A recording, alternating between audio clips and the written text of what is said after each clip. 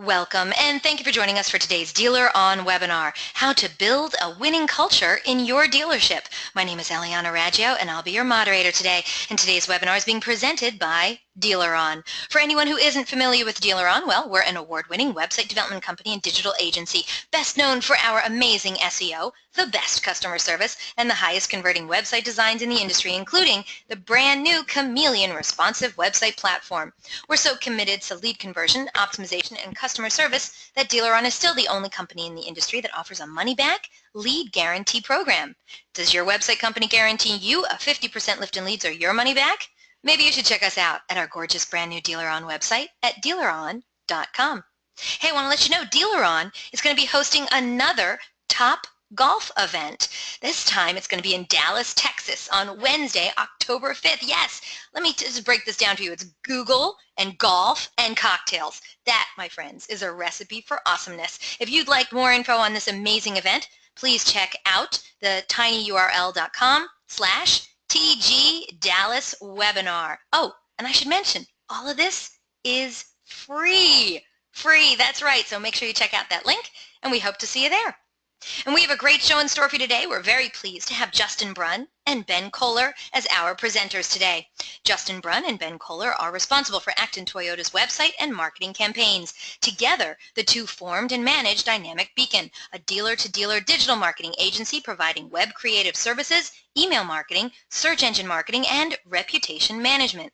With over 20 years of combined dealership experience, Justin and Ben are passionate about delivering unparalleled digital marketing solutions that produce increased sales and business growth for dealers.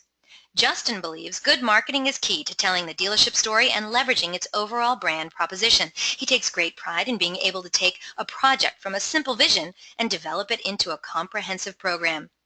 Ben considers it a privilege to have helped Acton Toyota build one of the most successful internet operations in the country and is extremely eager to assist dealerships improve their own online marketing initiatives to increase their bottom line. They can be reached at justin.brunn@dynamicbeacon.com and ben.kohler@dynamicbeacon.com. And by the way, Justin Brunn and Ben Kohler will also be presenting at the upcoming Driving Sales Executive Summit. It's happening October 23rd through the 25th in Vegas. So if you're going to be there, you don't want to miss them. Please go see them live. They're even better live, I know. And you can check out more information or get tickets at drivingsales.com/DSES. We hope to see you there.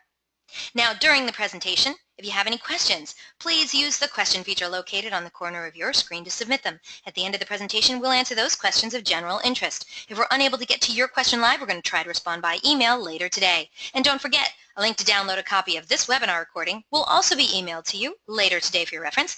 Feel free to share it with your friends and colleagues. Oh, and guess what? Our good friends at Dynamic Beacon, they're giving away not one prize, but two amazing prizes today on the webinar. That's right, two of you lucky webinar attendees are going to win an internal dealership survey. And this is going to measure employee satisfaction right at your dealership. Dynamic Beacon is going to administer this survey for you so you can know how your employees really feel about their job and get the feedback you need to keep them happy. They'll review the results and then suggest improvements on how you can build a better workplace. What an awesome prize for your dealership. You have to be on the live broadcast to win it though, so stay tuned and who knows, you could be one of the people walking away with this amazing prize today. And at the conclusion of this webinar, you're going to get a short survey, so fill it out. We're always looking for quality feedback from our audience. We want to know what you think, so please let your opinion be heard. And hey, do you tweet much? We hope you do. We'd love to see what you have to say about today's presentation, so you can tag us in it. Use hashtag DealerOnWebby. I'm at Eliana Raggio. You can also hit up Dynamic Beacon at, you guessed it, Dynamic Beacon. We look forward to seeing what you're saying. So let's get started. Let's learn how to build a winning culture in your dealership. Justin and Ben, it's always a pleasure to have you on the show. How are you guys? Oh, we're doing great. Thanks for asking, Eliana. Really excited to be here today and to give this presentation to the DealerOn webinar audience. I love that you picked this topic. We've not really done a webinar on this topic. So thank you so much for bringing this because this is important stuff. Winning culture in your dealership. Yes, if your employees are happy, guess what? Your customers are happy. So thank you so much. I know you have a lot to get to. So please, take it away. Yeah. So we want to start first here by reviewing today's agenda. We're first going to be covering employment brand and really defining your dealership's why. Why you do what you do each and every day. We'll then move into culture, and we're reviewing both purpose and people. Next, we'll look at takeaways. We have 7 total takeaways from the presentation that we want to highlight here for you.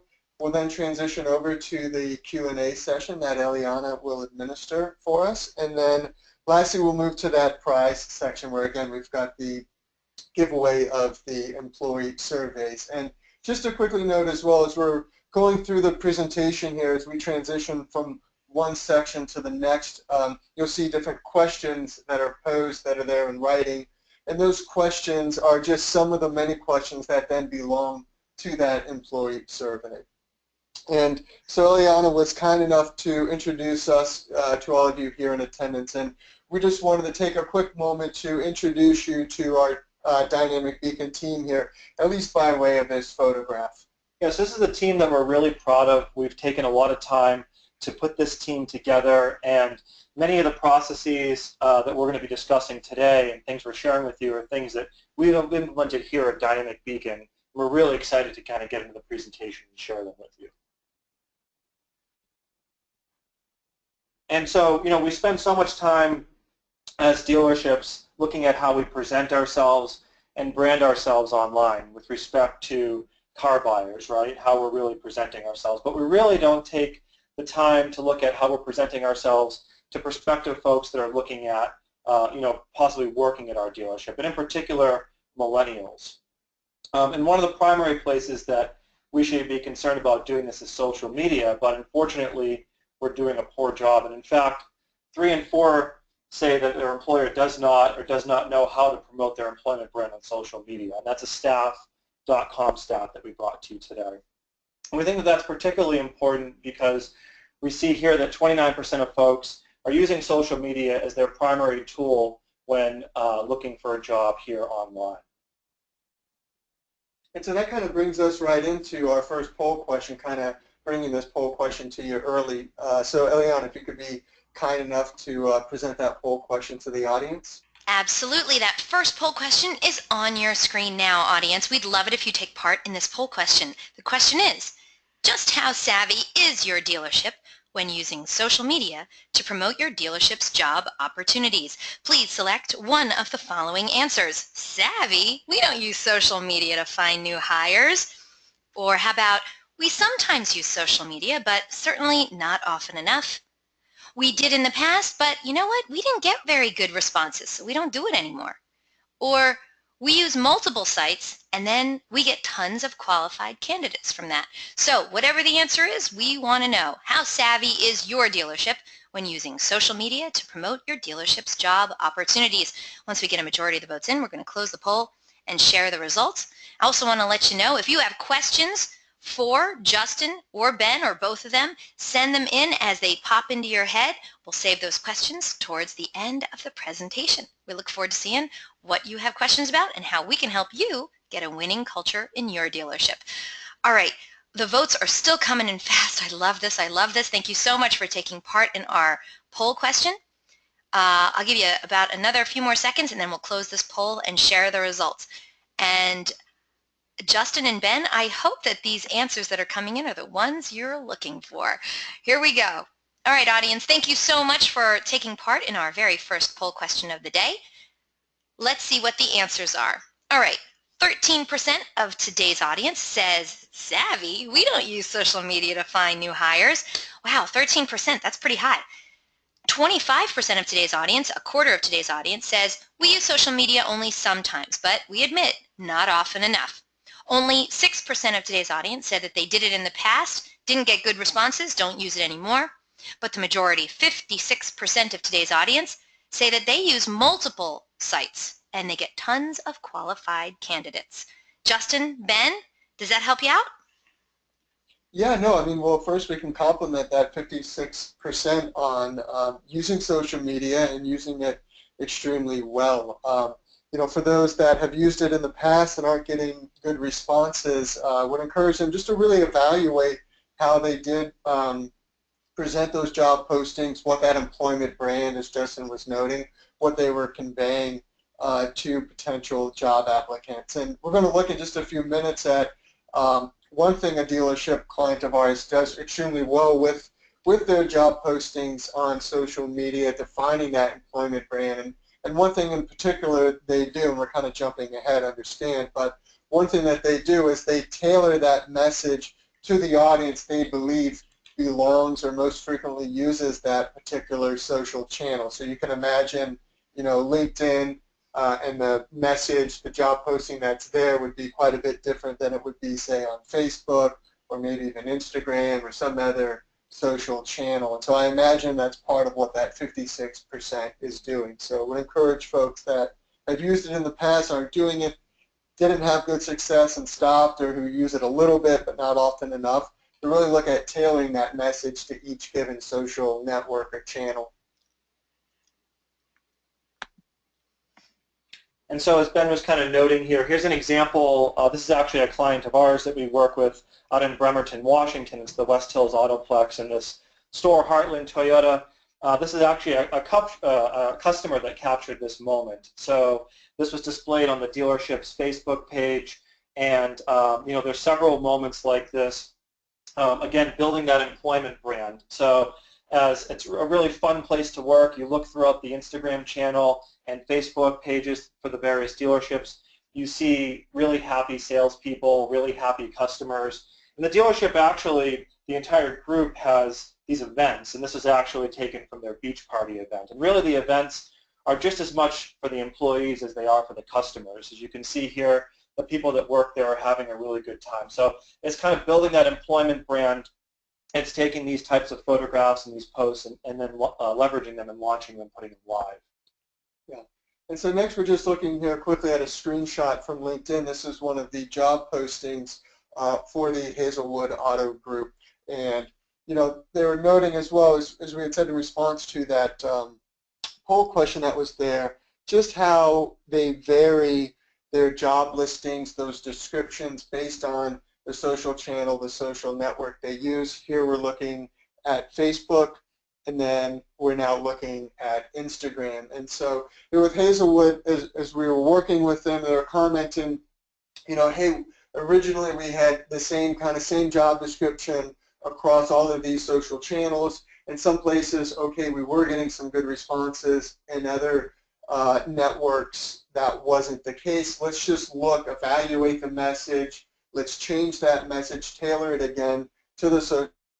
And as a result of that, they started receiving more applications on those channels where they previously did not. So that's really an important part that we want to convey here. When you are posting those job listings online, be really mindful, cognizant of that channel, and then the people who use that channel, that network, and tailor the message accordingly.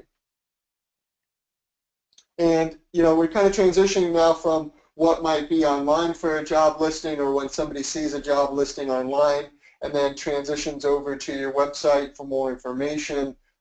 Really, what does your website look like? What does your employment brand look like on your website, on that careers page or that jobs postings page? And this here, we've got a screenshot of Shop Automotive, and they've really taken it to a whole new level where it's not just a landing page within their website, but it's an entire website dedicated then to careers within their automotive group. And so if you have time, I think it's just, it might be careers.shop.com or something of that nature with the URL structure you can quickly Google and find. But it's a great example to look at and really compare, okay, how are we doing within our jobs posting section of our website, the content we have there versus, say, what you find here.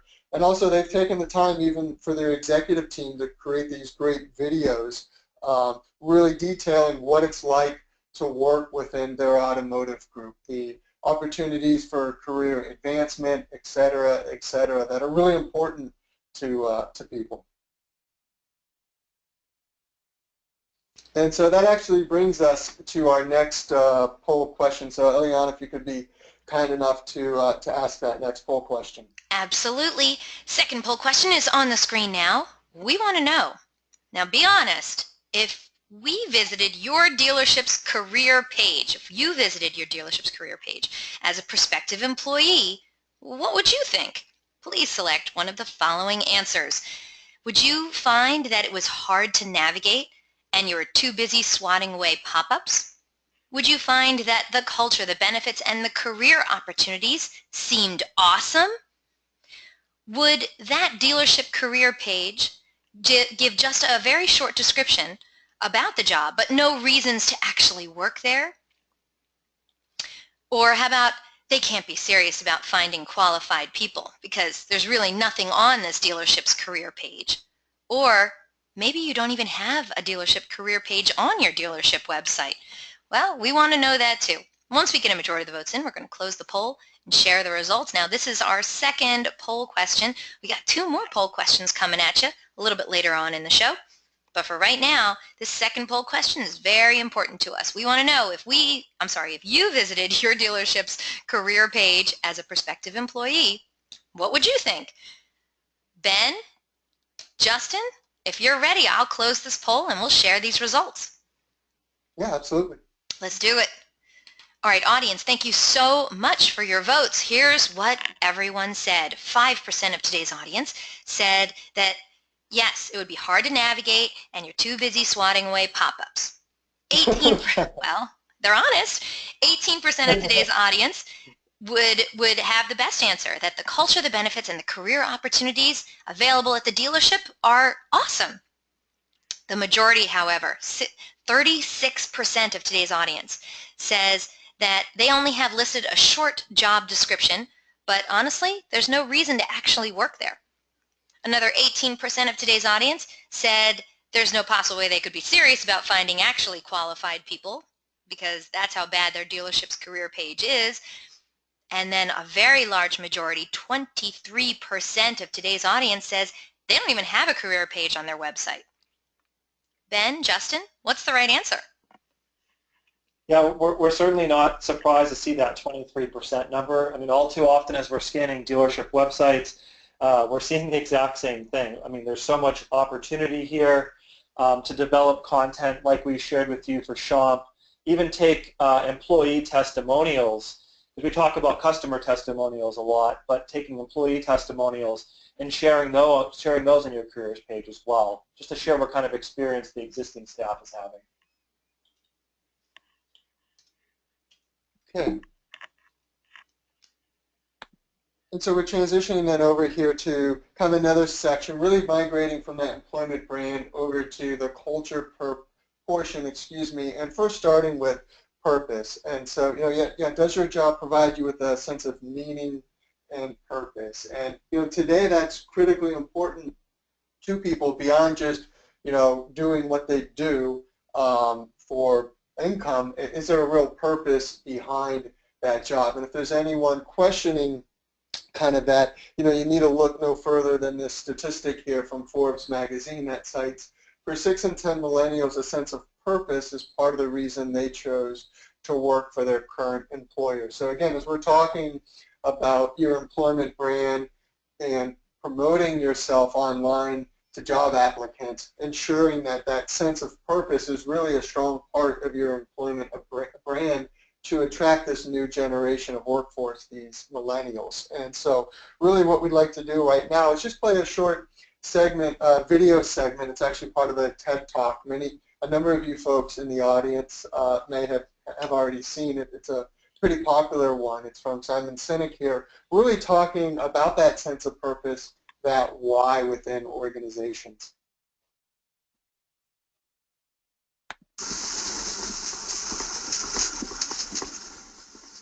Why, how, what? This little idea explains why some organizations and some leaders are able to inspire where others aren't. Let me define the terms really quickly. Every single person, every single organization on the planet knows what they do, 100%.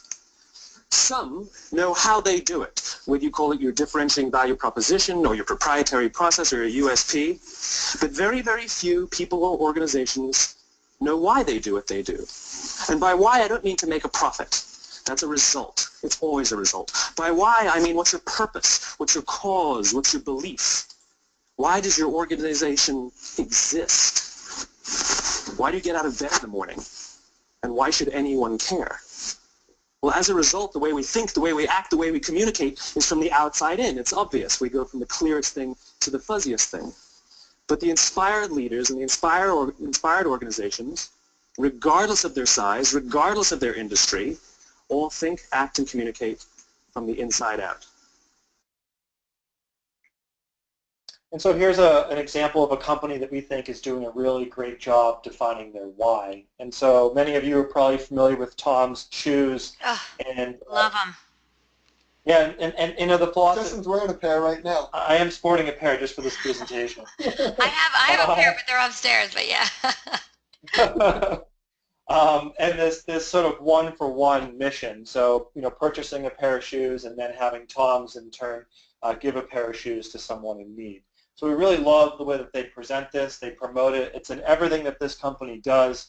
And as a result of that, they've been able to attract many talented people for much less money than possibly otherwise in another organization because of this why and this reason and this purpose bigger than just the job itself.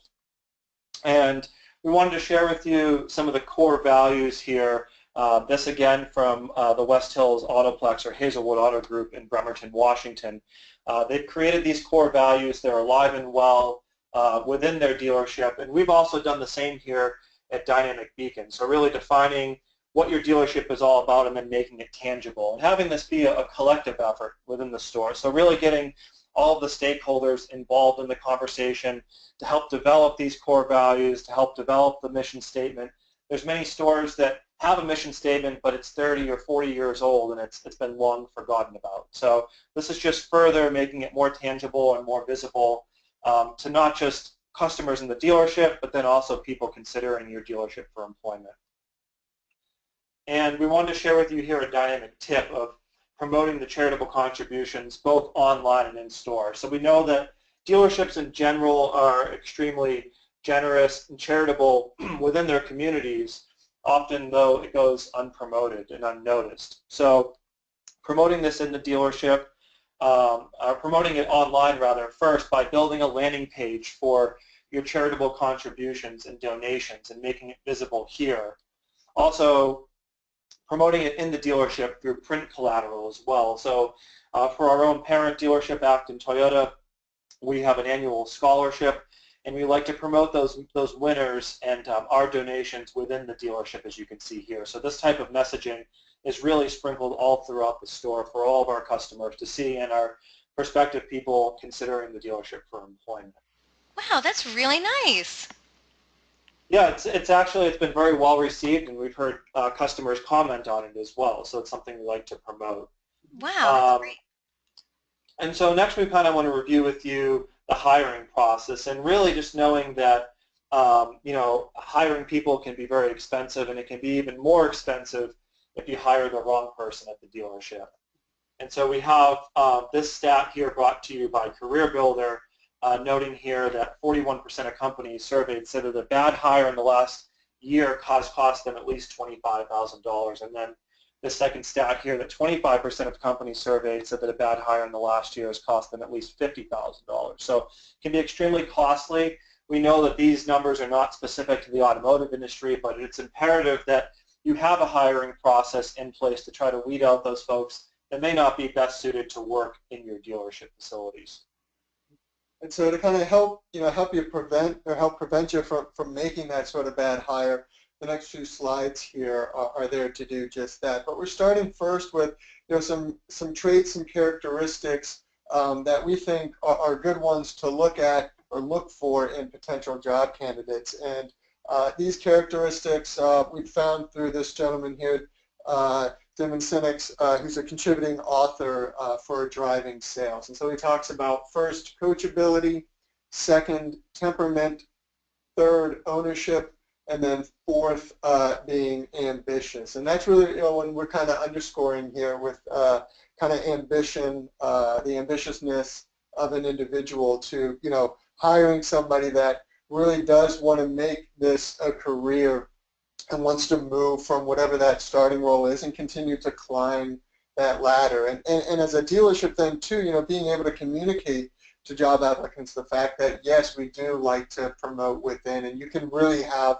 a career here at our dealership. So I think it's critical to look for that in a candidate, but then communicate that as well to candidates to ensure then that both of you are on the same page. And to help you try and identify those traits as well as others that you look for in an employee, one of the best and kind of tried and true methods to do that is through an interview and asking great questions as part of that interview. And so we've highlighted just 3 questions that we really like. These questions are courtesy of HubSpot. Find it to be a great resource for many different things. And actually, I'll note as well one of the PDF handouts, that Eliane has made available to you. There's a number of them there, but there's a PDF specific with additional interview questions. But one that we really like here is just tell me about a time you screwed up. Very casual, right, in the way it's presented, but really one of the best ways we feel to learn is through failure, right? And so really being able to have a conversation with that candidate about, a time that maybe they failed, what they learned from it, how they grew from it, and how they're a better person as a result of it. And then another great thing beyond those interview questions, because there's still many blind spots. Justin likes to refer to them, there's still blind spots that maybe exist despite your best efforts through interviewing and asking great questions. But administering, say, a DISC personality profile assessment or test is a great way to get a better understanding of who this person is, what motivates him or her, and really what makes this person tick. And we started administering these at Dynamic Beacon to all of our candidates, and it's made a real difference in terms of getting better insight again into who that person is, and if we do hire them, the appropriate way, the proper way to manage them, motivate them, and get the absolute best we can out of them as an employee. And this is bringing us then over to another dynamic tip, and this one is specific to fixed ops. And really recommending your dealership, your service department build strong relationships with local vocational or tech schools to help you maintain a pipeline then of quality technicians. In the case of Acton Toyota, part of that relationship is there's times where we donate equipment to the school. We've actually in some cases even bought new equipment for them, but that really helps them ensure that when we have an employment need and we're going to that school, they're really sending us or putting us in front of the kind of the cream of the crop, the best of the best. They've already then kind of helped filter, if you will, those best students they have to possibly join our team here from the service department. So we talked to you about the hiring process and what we do here at Dynamic Beacon and what we recommend that you do as well, but really next is making sure that you're setting that person up for success and you're providing them as much training as possible and giving them a great experience as you onboard them into the dealership. I mean, otherwise they're on their own and it's kind of a sink or swim situation, and that's really unfortunate. Next, we'd like to share with you kind of what that experience could look like on someone's first day if that dealership's not prepared and giving that person a great experience. Courtesy of Joe Webb, of course.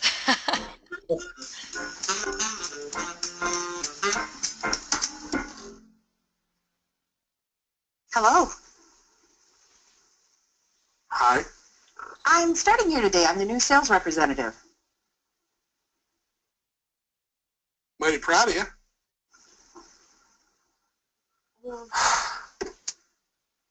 Tyler, give me a coffee. I don't want to deal with Tyler. Give me a few minutes, huh? I can do everything around here, and I gotta get my own coffee. Kind of imagine that as a first impression, first day starting, confirmation that you chose the wrong place to work. So, as part of that hiring, or the hiring and training process, it's important to have a new hire orientation and to know that these new hire orientations can be fun, right? So this is actually a photo taken, again, from the Hazelwood Auto Group in Bremerton, Washington, one of their new hire orientations where you're reviewing things like 401k and medical and dental benefits, but it can actually be a fun process and a fun environment. And it really lets that person know, if it's done right, that they did join a great organization and they have a bright future. And so we want to share with you a couple more dynamic tips. The first one is sharing with your sales reps the CRM action plan templates and kind of the processes in place. So, all too often, your mystery shopping dealerships, you're seeing these templates that come back, and even if you're on the sales end as a customer going to the dealership, the salesperson may not have necessarily seen the messaging that's being sent out on their behalf. So sharing with your sales reps the type of emails and correspondence that's being sent out on their behalf to their customer base, just kind of keeping them in the loop and keeping them informed. The next tip is assigning those new hires a mentor for their initial and ongoing growth and development. So, really that's not just helpful for the mentee, but for the mentor as well, as we talk in a little bit about, that opportunity to be recognized and to be able to grow and groom another salesperson, within the dealership. It's really a nice kind of nod, if you will, to that senior salesperson. Excuse me. And so here we have, once we move past kind of that new hire phase and that onboarding phase, and this individual is now an employee, we want to make sure that as management, as supervisors, we let folks know when they need improvement, and providing them really feedback and ongoing coaching and support. And so I think it ends up being more than just letting them know when they need improvement, but helping them then through that. But doing so is critical. As we cite here, this is an Office Vibe statistic that 4 out of 10 workers are actively disengaged when they get little or no feedback from their employer, from their managers. And so, that's a real shame, and that's on us as managers within the dealership and any organization to really coach, train, and mentor our employees. And one way here at Dynamic Beacon that we do this is through having performance appraisals that are done really on a quarterly basis. Now, maybe at a dealership, maybe doing it once a year or twice a year could be better frequency, or a more realistic frequency, I should say. But these are performance appraisals. The way in which we do them, it's been really helpful for both us as management as well as then those employees. Yeah, so in fact, really the process here is having that individual review themselves in addition to us reviewing them. It ends up being more of a conversation, so really no one's the bad guy. You're allowing that performance appraisal and the structure of that appraisal form to kind of lead the conversation, if you will. And we think it's really important, as Ben was noting, the frequency of those performance appraisals, to have them scheduled in a calendar, whether it's a Google Calendar or through Outlook, so that you ensure that they are happening at least once a year. Yeah, and then we'll note again with the performance appraisal here, again, going back to those PDF handouts that Eliana has made available, you'll see that you can actually download the performance appraisal that we use here at Dynamic Beacon. I think we gave it to you in an editable format so you can customize and tailor that as you desire. And actually, you'll even see one of the criteria or factors that exist there is adherence to the core values that we have. So really, how well is this employee demonstrating or living up to, really the mission, the values of our organization. And so kind of with that, that leads us right into our next poll question. So Eliana, if you could be so kind. Absolutely. All right, poll question number 3 is on your screen now. We want to know what you think. Does your dealership actively use a performance appraisal to review each employee? And if so, how often are they delivered? Please select one of the following answers. Is it yes, and we do it once a year? Or how about, we haven't done them yet, but I like the idea? Yes, we do them biannually. I think we did one a few years ago. Or what's a performance appraisal? Once we get a majority of the votes, we're going to close the poll and share the results. And hey, audience, by the way, I need your questions. So if you have questions for today's webinar presenters, Justin Brunn and Ben Kohler, get those questions in. The presentation from them is going to be wrapping up in a little bit. And we want to know how we can help you get yourself a winning culture at your dealership. Okay, let's read this question one last time, and then we'll close the poll and share the results. So we want to know, does your dealership actively use a performance appraisal to review each employee? And if so, how often are they delivered? Yes, we do this once a year. We haven't done them yet, but I like the idea. Yes, we do them biannually. I think we did one a few years ago. Or what is a performance appraisal? Okay, once we get a majority of the vote, oh, we do have a majority of the votes in. Audience, you guys are great. By the way, after this poll question, we have one more poll question coming your way. So sit tight and don't forget to get involved with that last poll question as well. All right, here we go. We're going to close this poll, share the results, and thank you so much, everyone, for your votes. All right, Justin and Ben, here's the scoop. 32% of today's audience say they do use a performance appraisal to review each employee, and they do it once a year. So that's basically like a third of today's audience. Great. Yeah, it is. Okay, now here's the bad news. 21% of today's audience says they haven't done them yet, but they like the idea of it. All right. 5% of today's audience said, yes, we do them biannually. Another 5% of today's audience says they think they did one a few years ago. And then the majority, 37% of today's audience said, what the heck is a performance appraisal? And so if we add that up, that means that 58% of today's audience are not doing performance appraisals. Wow. Yeah. Yeah, I mean, again, compliments to those individuals that are doing them biannually and then once a year as well. So it's great that they are doing it. But yeah, not surprised to see that 37% at, really what's a performance appraisal. Unfortunately, I think you're going to have to answer them. What is a performance appraisal? So maybe they are doing it and they just don't know.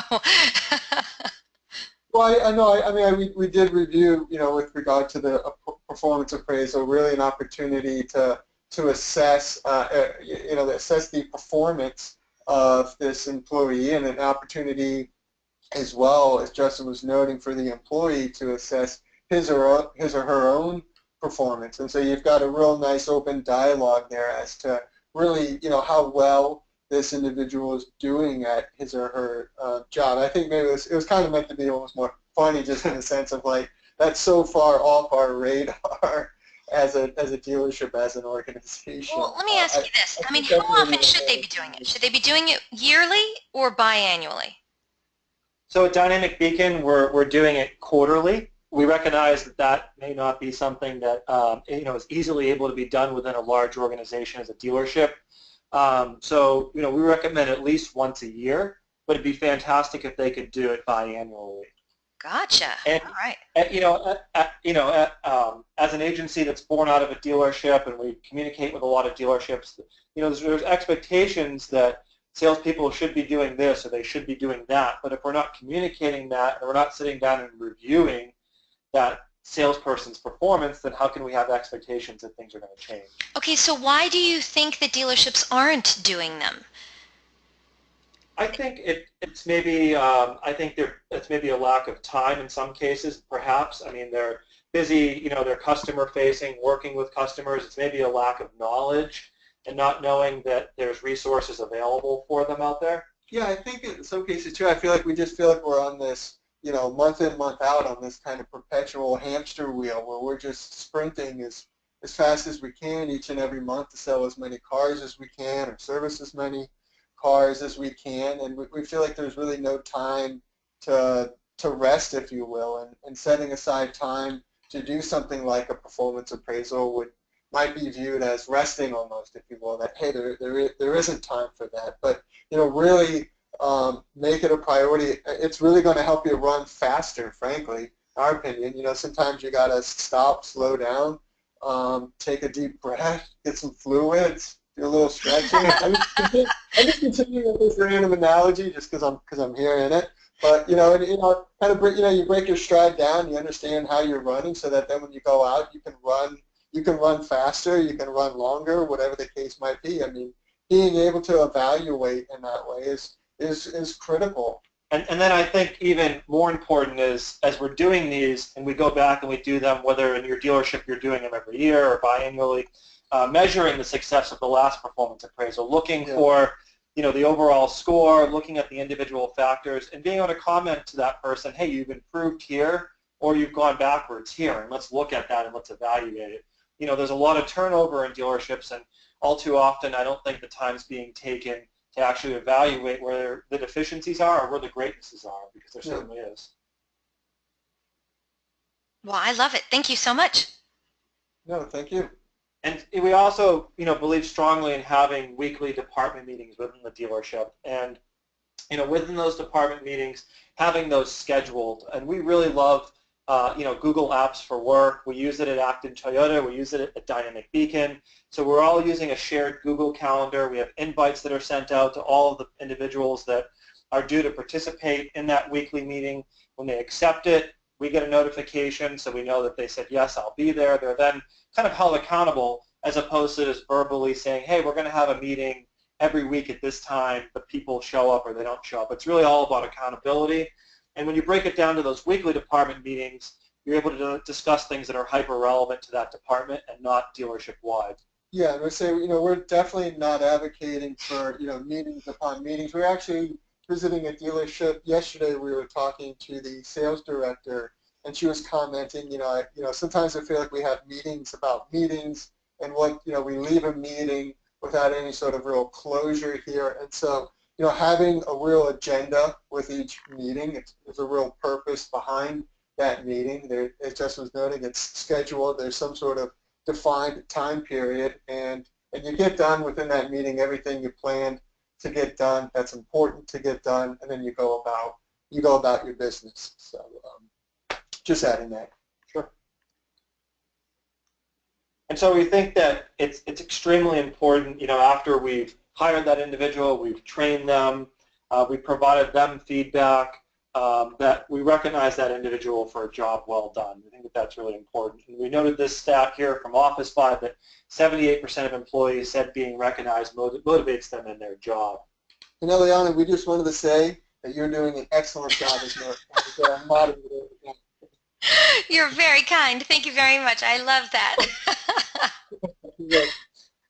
And there's ways beyond the pay plan to motivate your sales staff. So, many dealerships, with being charitable, and our own dealership act in Toyota, as a result of being charitable, we're oftentimes receiving sporting event tickets, or by way of vendor relationships, receiving sporting event tickets, and so we like to distribute those to the sales staff. And this is a photo here taken with Tuukka Rask at the Garden not too long ago. We also think that internally within the dealership, having dinners outside the dealership, kind of the importance of leaving the store, kind of going off-site and being able to celebrate there, whether it be a great month or a really great sales weekend that you might have had, having that team leader have the autonomy and the authority to say, hey, I want to take my team out to dinner and really celebrate with them as a nice team building exercise. And in fact, we were doing what's called a SWOT analysis yesterday with Dynamic Beacon, the strengths, weaknesses, opportunities, and threats. And one of the individuals, one of our graphic designers, commented on really what he thought would be the importance of going off-site more often and having either maybe a lunch away from the office or being able to celebrate kind of outside the office. So just the importance of leaving the facility to celebrate those moments. The other thing that you can do, and this is kind of getting back to the employment brand, is so at Dynamic Beacon we have our dynamic recognition. It's monthly, and where we're, again, acknowledging a job well done. This is one of our graphic designers, and really trying to be thoughtful about the gift that we give that person. And then, in fact, she kind of took a selfie here. We promoted this on the Dynamic Beacon Facebook page, and what's really cool is you can see she actually used it to take her mom out for her 50th birthday dinner. So her mom actually commented on this. So really, what better way to build your employment brand than this? And so that kind of leads us right into that fourth and final poll question. That's right. Here we go. Last poll question. All right, everyone. We want to know, do you post photos of employees being acknowledged on social media to help build your employment brand? Please select one of the following answers. Yes, we actively recognize our staff for a job well done. How about, we've thought about it, but we haven't done it yet. Slow down. What about, we have in the past, but got little engagement on those posts, so we stopped doing it? How about, no, you know what, we outsource our social media, so there's no way they would be able to post photos of our employees.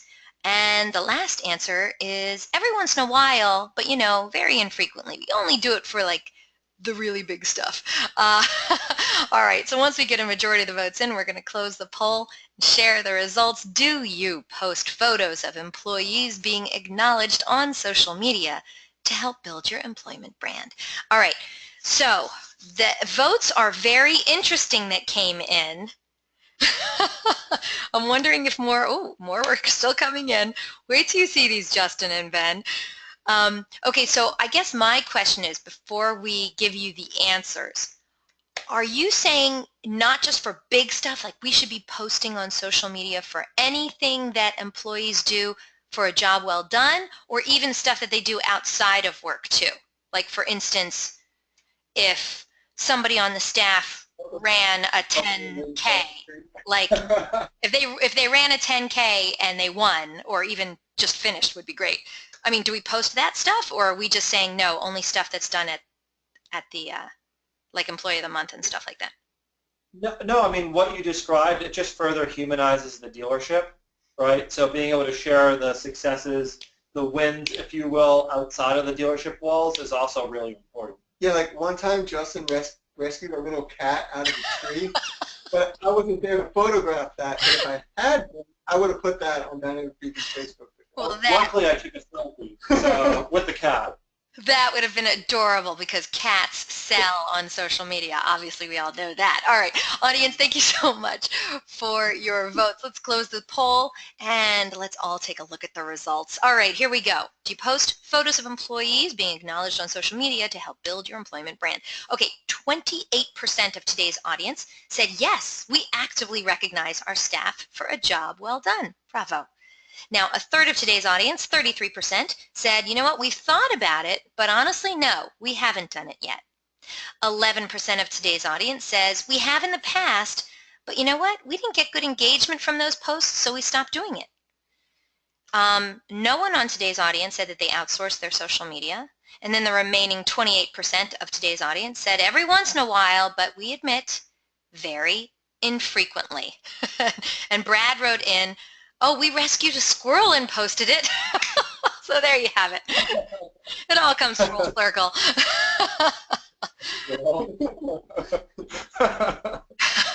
So is that what you were thinking? I mean, so in order to humanize the dealership on social media, which, is not an easy task for somebody, for a business who really just wants to sell you stuff, right?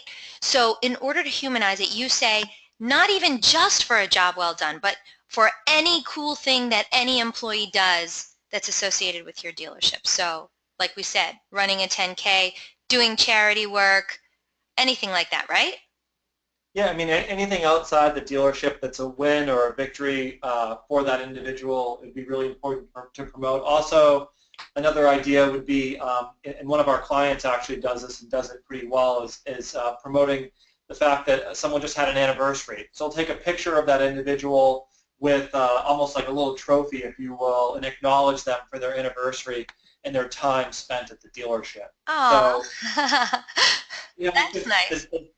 as dealerships, I mean, we expect customers to follow us and like us, but if we're always promoting that special lease offer and that special deal and that promotion, it's always like that, then people lose interest pretty quickly. Yeah, and same with the, again, going back to that employment brand and, job candidates. I mean, thinking very quickly, as Jess and I were putting this deck together, we remembered the story of one of our account managers that we recently hired, and her commenting that when she was researching us as an organization, she was looking at us on Facebook. Yeah, she'd actually watched all of the Dynamic Solutions videos that we had posted and was looking on Twitter and Facebook and trying to get a real sense of who we were and who we are as a company. So that was very interesting to us. Yeah, it made her really attractive. Made us as an organization very attractive to her, and that's kind of the point. That's kind of the point I think we're getting at with part of that. So what's some other ideas that maybe some dealerships could do? So for instance, if somebody was retiring and they'd been at the dealership for like 20 years, that would be a good post?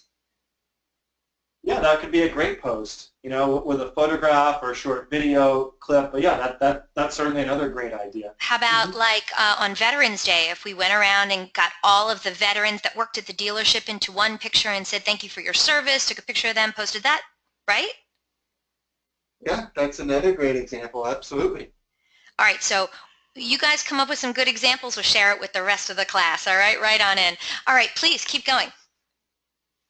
Okay. So we want to talk a little bit about the career path, and we've talked about setting the expectations, but having that conversation, with that sales rep or that individual at the dealership, and looking at maybe that corporate ladder, if you will, what opportunities exist, but also noting that a stat here by Bamboo HR that 1 in 5 employees would prefer to receive a promotion in the way of a higher title in lieu of that 3% raise. So rather than getting a raise, they'd actually be happier with an increased title or higher title. Yeah, and I'm thinking right now about an employee who works at Acton Toyota. He's really, his product knowledge is exceptional, and we're leveraging that now. We've actually kind of turned him into the product knowledge guru, if you will, and it's a very small additional income he receives, but now he coaches our team and all the sales consultants when we've got new products, there's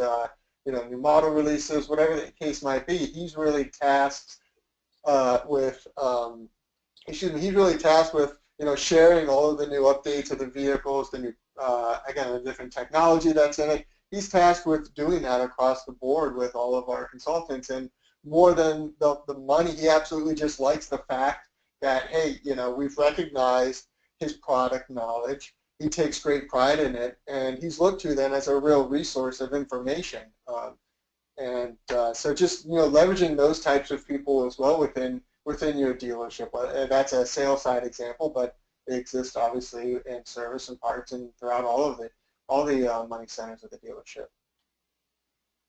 And also kind of reviewing the work-life balance. So if, for example, at Acton, and we were visiting a dealership yesterday, having a conversation with someone who used to work at Acton, saying that he had adopted the schedule that's there in place at Acton Toyota, where the sales reps have a weekend off, 1 weekend a month, and he was commenting on really what a game changer that is. So I think what he said exactly is you can always make more money, but you can't make more time. So the nice thing about this having this weekend off or having a late day to come in after your day off is that it doesn't cost the dealership anything, right? So the dealership isn't having to spend any more money. And in fact, this individual said, if for any reason sales drop, it's just something we'll have to alter and perhaps take away. So he knew that going into it, told his sales reps. What a difference it's made, though, for him and his staff. And so we're transitioning now to some additional dynamic tips. And we've got 3 here then for you under that, recognition, acknowledgement for your team. And the first of which we'll look at in just a moment, a photo of service plaques. So at Acton Toyota in the customer lounge area, we've got plaques on the wall there of every service technician, along, I think, with their years, their time of service within the dealership, the organization. So really it's a great way too for our customers, our service customers, to then know kind of, in the shop who is servicing, who might be servicing their vehicle. Next is an anniversary card that is signed by the owner and general manager of the dealership, acknowledging the years of service, whether it's 1 year, 2 year, 3 years, and beyond, up to 20 plus years.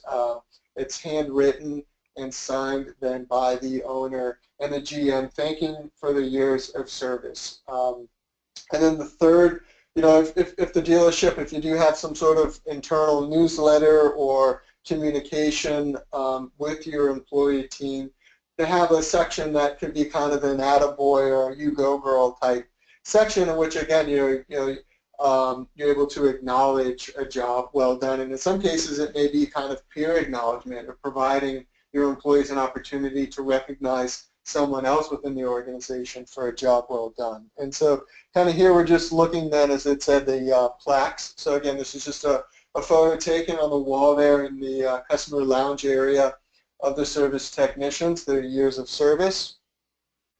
Here then is that anniversary card. As I said, it's just handwritten, doesn't need to be too terribly long.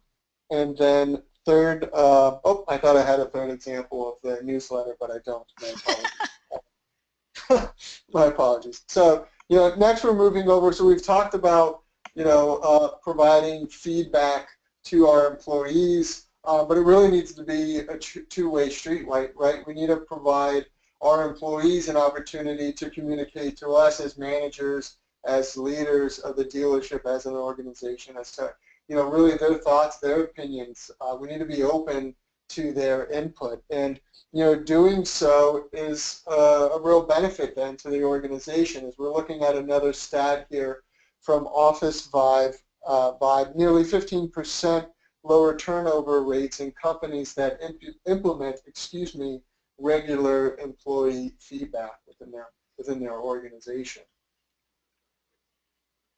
And so, we're just citing here as well kind of what Facebook does as an organization as it relates to employee feedback. Yeah, so Facebook provides direct access here in these weekly Q&A sessions to the CEO of the business, so that, that in the case of a dealership, that dealer principal or general manager being visible for those salespeople, for the technicians to ask any questions, really having kind of an open door policy, but then also being available in any sort of weekly meetings as well. So just making themselves accessible and visible to the staff that's working hard for them. Wow. Yeah, and so, kind of going back then to feedback really and the survey, right? Kind of a more formal way in which to get that sort of feedback or input from your employees is through a survey, which again is a prize that to dealerships. You answer that prize question correctly, and you'll have us administer that to your employees, and even beyond administering, then really kind of helping you coach through, find areas that you can improve to make your place an even better place for your employees to work, and therefore then also make happier customers. And a couple of dynamic tips here for you on conducting an exit interview with employees who are leaving the dealership. So this is a tip actually we had seen on a CBT News kind of sales tip of the day. And we think that that's really important for the dealership to be able to learn from why that individual is leaving. Sit down and having a conversation with them. Mm-hmm. And then next, engaging the team in a SWOT analysis. So on the exit interview questions, again, I want to note they're provided by Glassdoor, and that there is a PDF handout available for you to download. But with that SWOT analysis, you heard me mentioning that. Again, we conducted one yesterday, and we've tried to do them annually for the last few years, where we actually have a business coach. We're sitting with that business coach. We have our entire team with us, and we're going through the strengths, weaknesses, opportunities, and threats that exist here, within the agency. And so this is something you could do with your executive or leadership team, and really just kind of clearing the air and getting everybody involved in the conversation to make sure everyone's kind of on the same page. And we wanted to share with you here as we kind of finish out the session some of the key takeaways, and that 29% of job seekers use social media as their primary tool for job searching. So it's important to ensure that you're tailoring that message, as Ben talked about, tailoring that posting to each of those job sites, whether it's Instagram or LinkedIn or Facebook, making sure that you're trying different posts and different pictures to see really what works best and what gets the most engagement.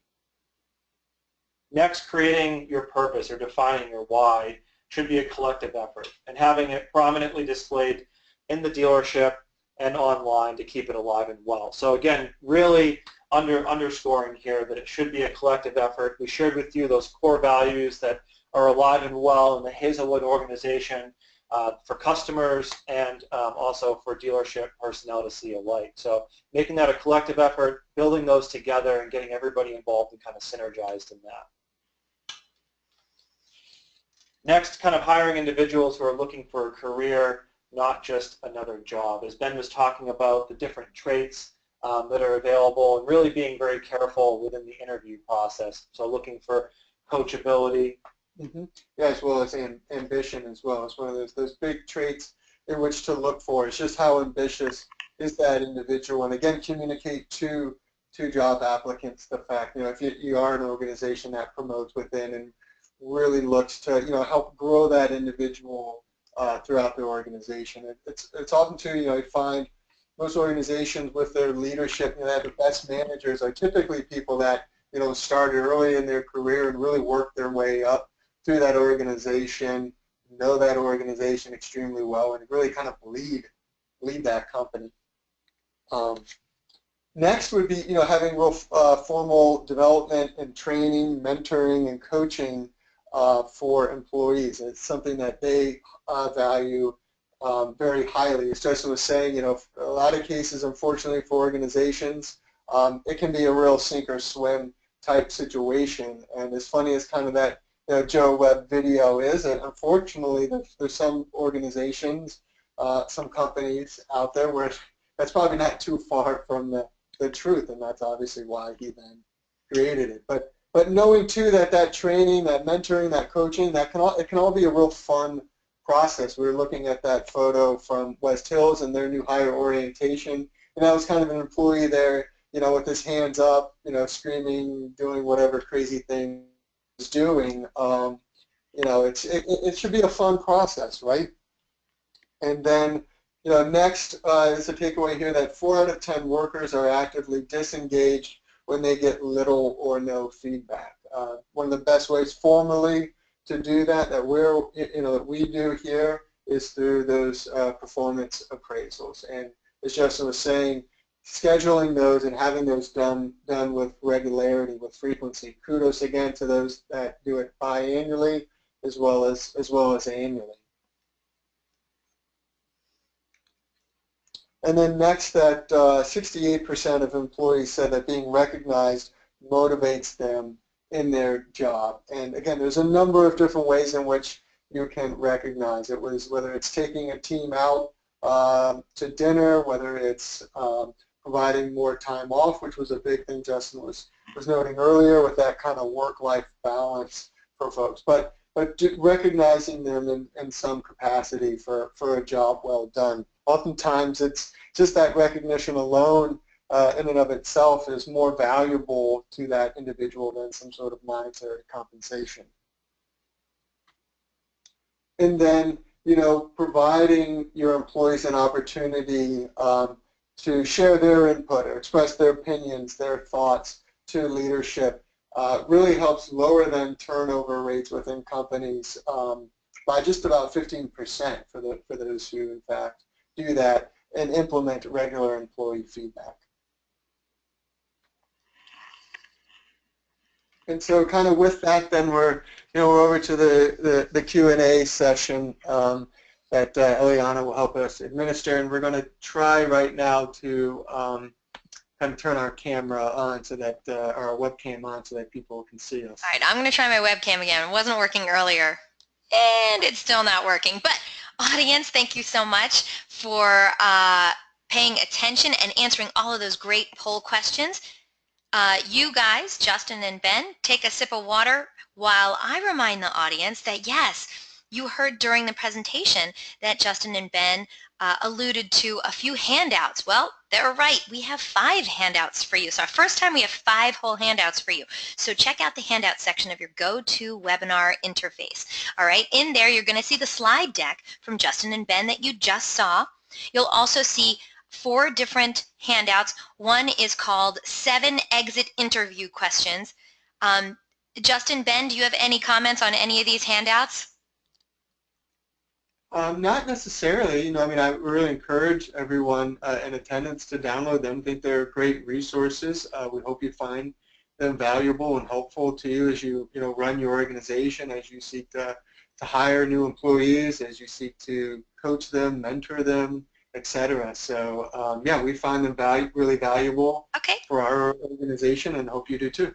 So what we have here is 7 exit interview questions that you should ask, 15 best interview questions that you should also use, and then Dynamic Beacon's performance appraisals, right? We talked about that earlier.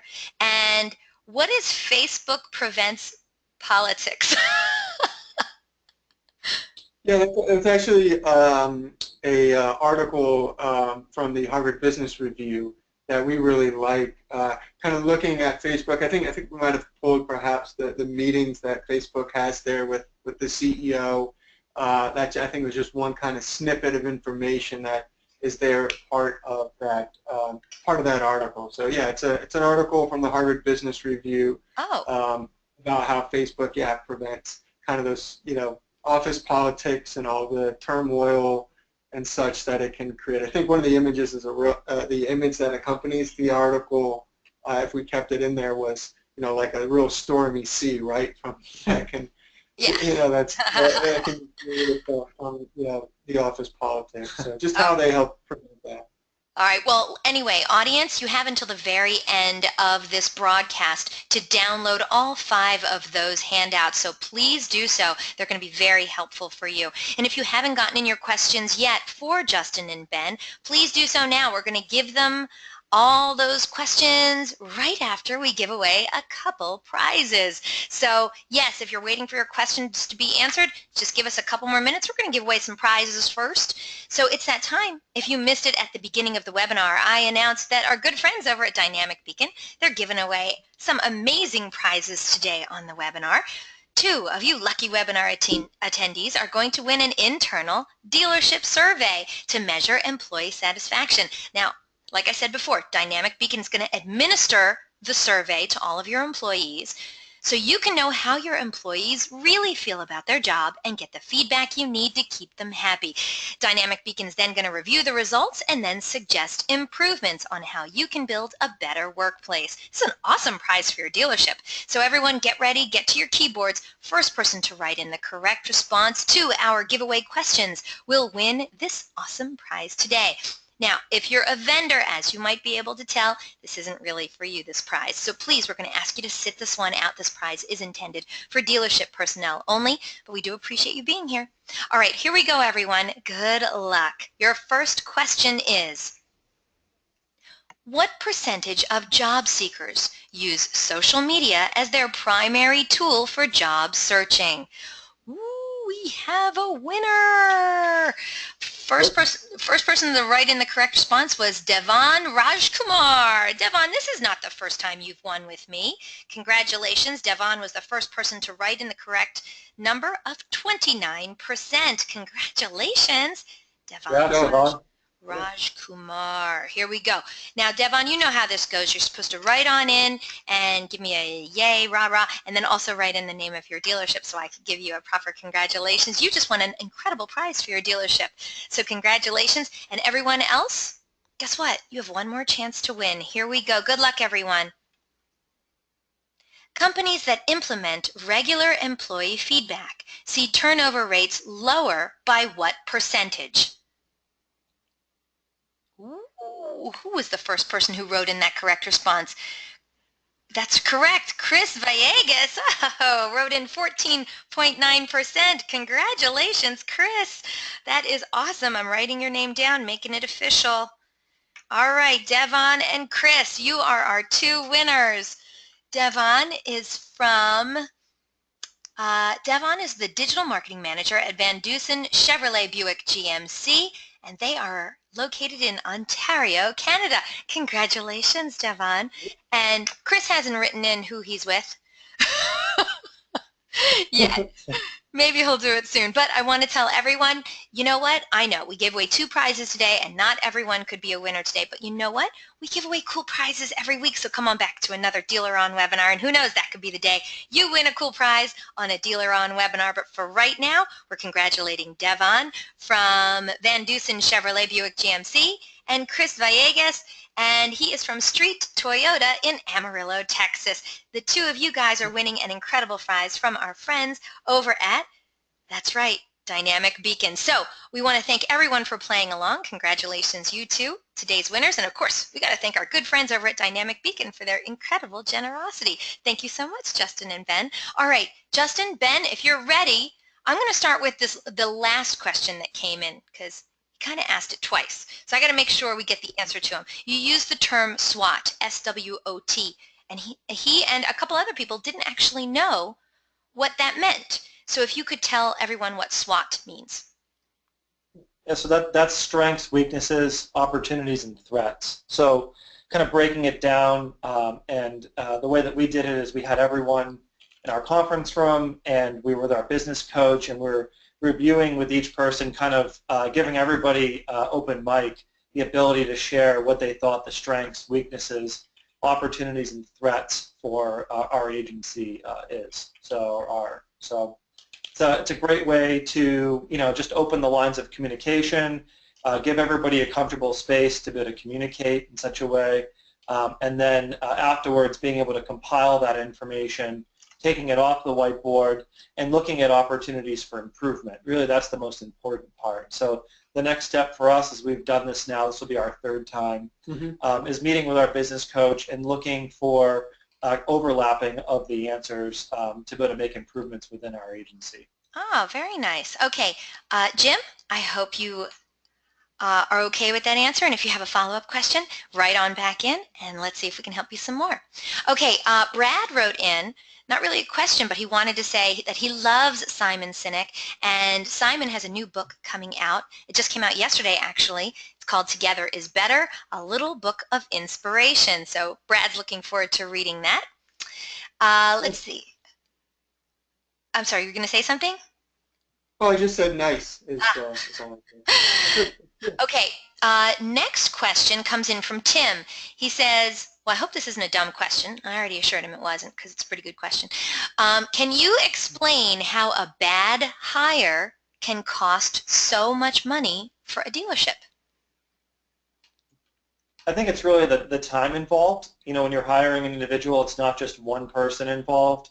It's multiple people, whether it's the HR manager, if it's multiple sales managers interviewing that individual. It's that individual, if they're not right for your organization, I hate to say it this way, but could kind of be cancerous to the organization, right? Whether they're talking with other sales reps, kind of spreading bad feelings and energy into the dealership and really affecting those other sales reps and other managers within the dealership. It's almost contagious, if you will, in a bad way. Yeah, and if you want to try and quantify it in a real way, let's say as a sales consultant, you make a bad hire. Who knows, in that first week, the prospective customers, car buyers that he or she is dealing with don't end up leaving with a foul taste in their mouth for some reason, right? They don't buy. There's a loss of a sale there. Now that customer or prospective customer shares his experience or her experience with their friend. Now they don't visit your dealership. So yeah, there's a real snowball effect that can occur, right, even beyond just, okay, we hired someone, they didn't work out, and now we're launching them. Right, and I do believe when you said one bad employee could be a cancer, oof, you are not kidding. I remember, not at this company, at another company many years ago, and there was one employee who was doing more harm than good, definitely did not earn a paycheck every week, and could have single-handedly destroyed the entire company practically if he wasn't found out and let go in time. So Yeah, that definitely could happen. So yeah, it could cost a lot of money. Now, Tim does have a follow-up question for you. Well, kind of. I believe we were talking about, it was after one of the poll questions, and we said, well, why do you think dealers don't do those, why don't they ask their employees what they feel? Why don't they do those? Performance appraisal. Yeah. Yeah, performance appraisals. So Tim wrote in, could it be that dealers are afraid that performance appraisals would reflect how poorly we do with training? I don't know. It's probably more of a rhetorical question in a sense, I think. But yeah, I think the point he's alluding to in asking that question, I think he's absolutely right. What that might expose. Yeah. Okay. Thank you so much for the great comments and questions, Tim. Okay. A couple more left for you, and then we'll close out the webinar.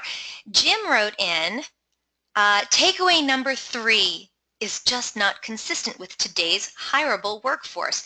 They don't have a clue for the most part. We must develop and make positions desirable for the future. You have any comment on that?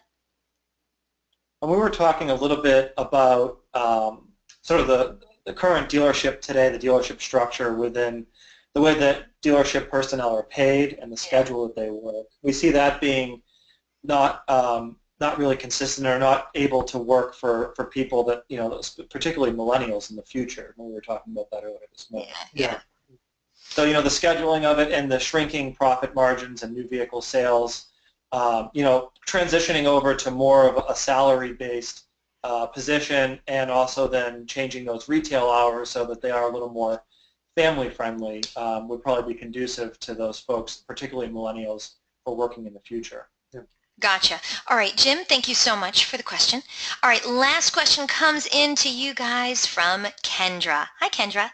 She says, you mentioned taking sales staff to sporting events. What about staff like sales managers, F&I, or a BDC coordinator who's bringing in those appointments? What is a good way to recognize their hard work? I've noticed that office employees or those that aren't sales consultant status simply aren't recognized. Justin, Ben?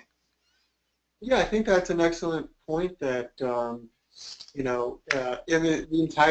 everyone throughout the organization, has an important role to play. They're a valuable employee, and so, yeah, as an organization to recognize those individuals. And I think from the top down, ownership and GM need to communicate to their subordinates, the managers that they have working underneath them, that either one, they have kind of the autonomy, the authority to do different things like that to help with their team, to recognize them in some capacity. Because you're right, most often I think a lot of dealerships, it's the sales team. What are they doing? Let's recognize the sales team because they're really the department that's there generating revenue, right? And so as a result, then they're going to be hyper-focused on that department.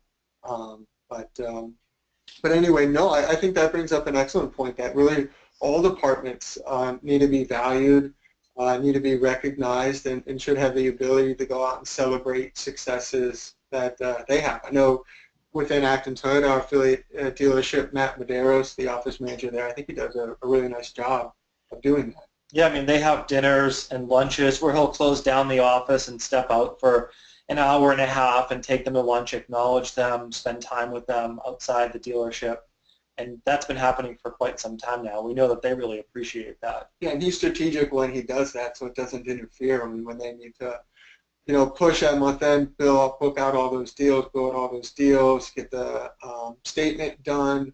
I mean, when it's crunch time, it's crunch time. But so he's strategic when he does those sort of things. Oh, that's really cool. All right, Kendra, do you have a follow-up question? You've got a couple more seconds to get it in. Otherwise, we're going to start closing out this show. Thank you so much, Justin and Ben. Awesome presentation. I loved it. And I bet Acton Toyota probably has a really good culture over there, don't they? Absolutely, yeah, absolutely, yeah. All right, here we go. All right, thank you so much. Great presentation. I'm sure I'm going to see you guys again sometime in 2017, so thank you so much, and I look forward to it. I want to remind the audience that a link to download a copy of this webinar recording is going to be emailed to you later today for your reference. Please feel free to share it with your friends and colleagues. Today's webinar is also going to be posted online within 24 hours. Just go to DealerOn.com/webinars, and there you can view our upcoming webinar schedule or access any of our past webinars too. At the conclusion of this webinar in just a moment, you're going to get a short survey, so fill it out because we're always looking for quality feedback from our audience. We want to know what you thought of today's presentation, so let your opinion be heard. Also want to let you know that Justin Brunn and Ben Kohler will be presenting at the upcoming Driving Sales Executive Summit happening October 23rd through the 25th in Las Vegas. If you're going to be there, you're not going to want to miss seeing these guys live. And for more information, check out drivingsales.com/DSES. We'll see you there. And hey, not to be outdone, DealerOn is going to be hosting another Top Golf event. This time, it's in Dallas, Texas, Wednesday, October 5th. Yes, it's golf, it's Google, it's cocktails. That is an awesome recipe for awesomeness. If you would like more information on this amazing event, please check out the tiny URL right there on the screen. It's tinyurl.com/TG Dallas webinar. Oh, and I should mention, all of that, all this whole Top Golf thing, it's free. Yes, you get to hear from Google, you get to hear from our experts at DealerOn, you get food, you get drinks, and you get to play golf. It's all free. So if you can make it to Dallas, Texas on October 5th, well, we'd love to see you there. Thanks so much. And invitations will be going out tomorrow for our next DealerOn webinar. Ooh, it's a doozy. Let me tell you. An expert from Google is going to tell us all how to rock your fixed ops digital marketing. That's right. Most dealerships earn the majority of their overall profit from fixed ops. Yet, other than a few pages on their website and a couple of service specials, they don't promote that profit center online. That's insane. Do you want to rock your fixed ops digital marketing? For this very important topic, we brought in the big guns in this eye-opening 1-hour presentation. Andrew Diffenderfer, an automotive retail strategist at Google, is going to teach you how to dominate the digital market and fill your service lanes by outlining the most effective digital tactics to increase service business. This jam-packed session will highlight the opportunities existing for your dealership's fixed operations and the best practices on how to utilize Google to dramatically increase online results for your service department. Attendees will learn what customers are looking for and how to best organize your strategy with Google, as well as comprehensive fixed operations marketing best practices for both mobile and video. Honestly, this may very well be the game changer that will take your fixed ops to the next level. So if you're ready to learn what an expert from Google has to say about fixed ops digital marketing, then this is a must-see presentation. You can't afford to miss it, so register now. And don't forget, DealerOn's weekly webinars are held Thursdays, 12 noon Eastern, 11 a.m. Central, 10 a.m. Mountain, and 9 a.m. Pacific. We have some awesome webinar subjects planned for 2016, but if you have questions, comments, or suggestions regarding our webinars and our topics, hey, contact me directly. I'd love to hear from you. I'm all over the internet. Facebook, Twitter, Google+, every automotive social network, or you can just email me directly at eliana@dealeron.com. Thank you all so very much for spending this time with us today. I hope to see you all on another webinar in our continuing education series. Take care.